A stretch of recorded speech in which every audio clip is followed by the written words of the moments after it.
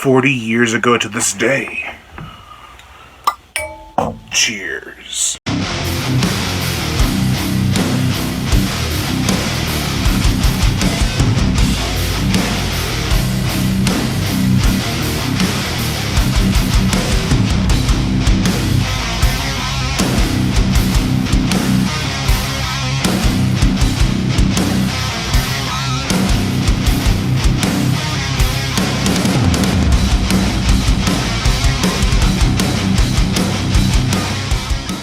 Iron Maiden and their self-titled album from 1980.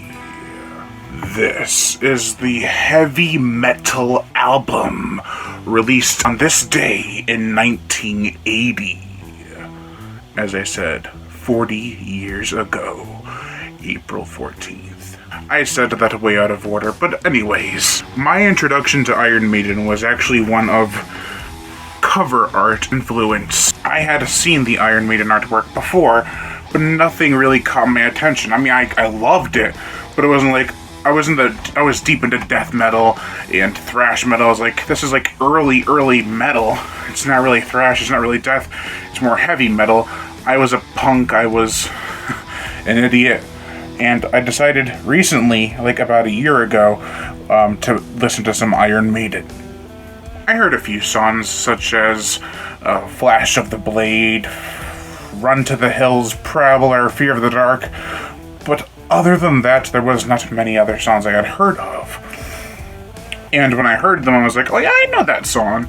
So I went to FYE, and they had this huge sale, and they had all these Iron Maiden albums with this kind of casing. The first 8 to be exact.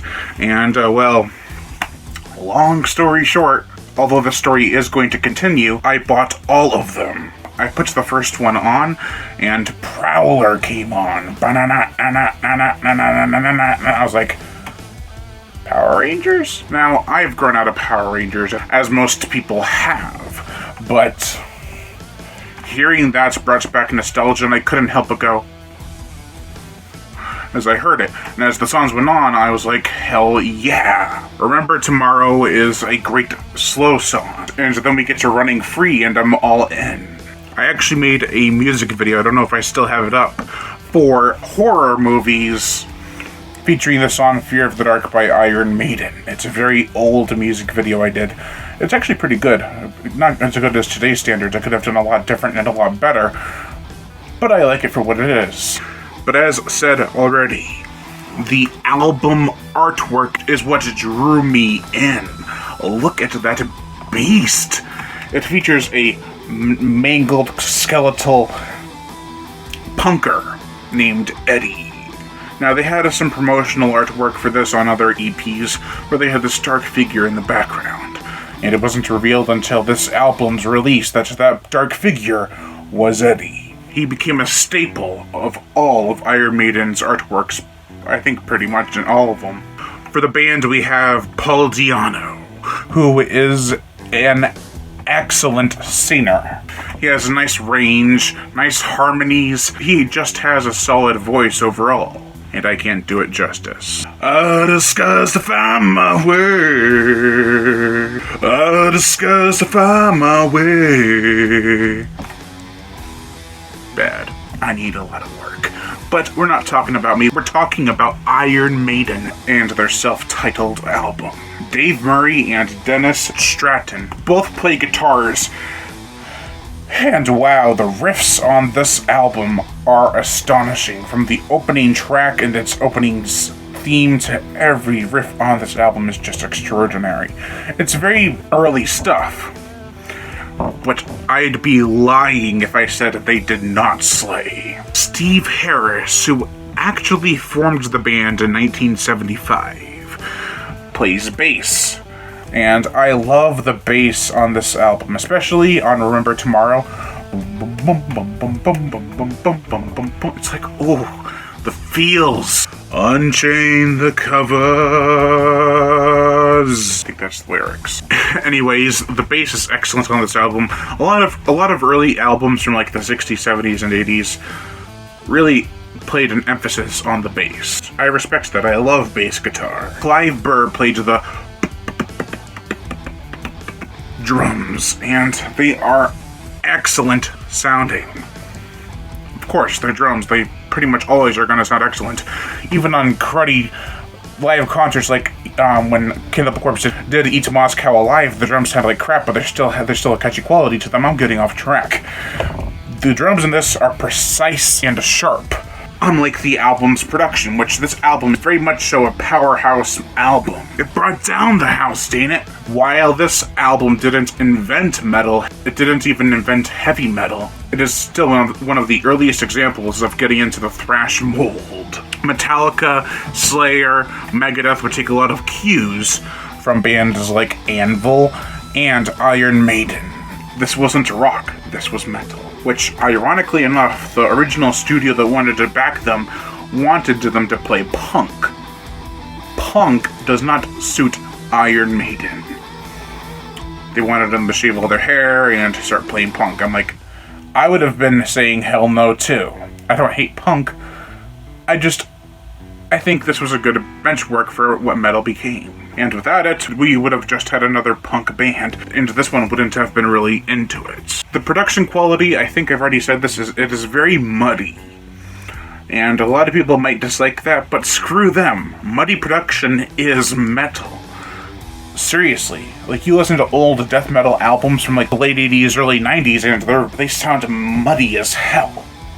So why can't a few or a lot of metal albums from the early 80s, late 70s sound muddy as hell? The answer, because most of their other stuff is polished. People are pretty used to that.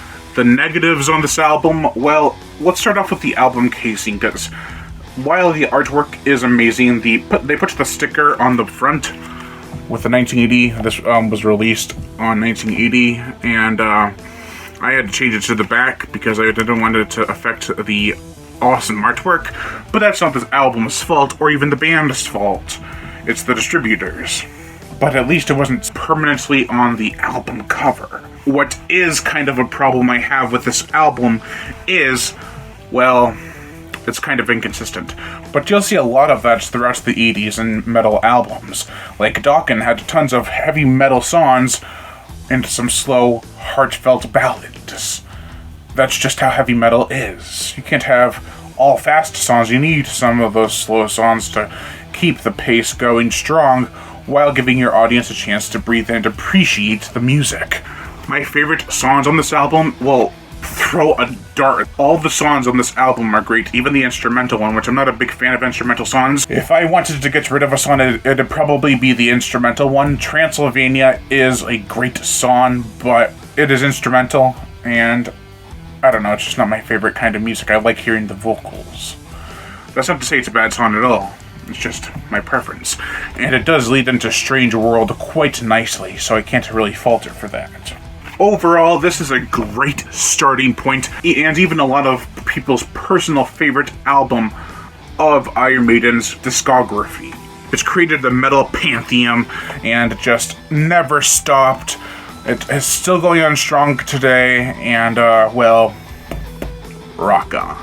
There are those small gripes I have with this, and it is still an early production. I don't want to give it a glowing review, because if I did, and other albums that came along were much better, well then, I would be eating my own words at that point. So I can safely say that overall I give Iron Maiden's self-titled album a 3.5 out of 5. Now, I have listened to this album countless times, from beginning to end. It's about a 38-minute album. I listen to it while I take walks, or while I'm going to the gym, or whatever. Or I'm just sitting here working on videos. It's like I gotta listen to some Iron Maiden, and I wanted to get into the right spirit to make my review for this album because I wanted it to be perfect. I doubt it is, because a lot of people are going to disagree with me. But it is not my favorite Iron Maiden album. However, it is still a strong first effort from a legendary band. Thank you all for watching, and I am Brian Gatto, the horror show host. Make sure to like, comment on, as well as share this video. Like my Facebook fan page, supports me on Patreon. Even $1 a month will help keep this channel going on strong, and I'd greatly appreciate it. Also, check out my Twitter page. The links to those pages will be in the description below. And also hit that notification bell, and as always, subscribe.